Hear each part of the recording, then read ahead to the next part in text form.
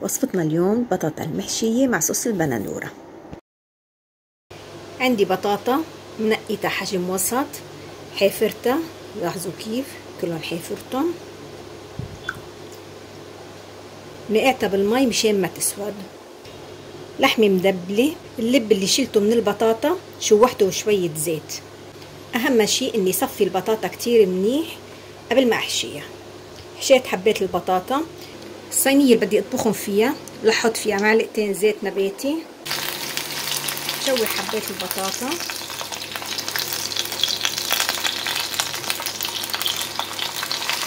لنحضر صوص البندورة. كل كوب مي بده معلقة رب البندورة. اللي ما بيحب الصلصة تكون تقيلة للكوب ونص بيحط معلقة صلصة، مكعب ماجي، ملح و7 بهارات. ضفت المي، شوحت حبات البطاطا على الجهتين. هلا بهالمرحلة يا بضيف الصوص مباشرة او بضيف معهم لب البطاطا اللي انا شوحته.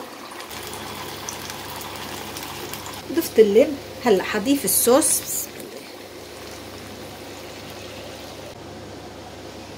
بنطرة لتغلي، بنوس النار وبغطيها وبتركها لحتى تستوي البطاطا وتعقد الصوص معي.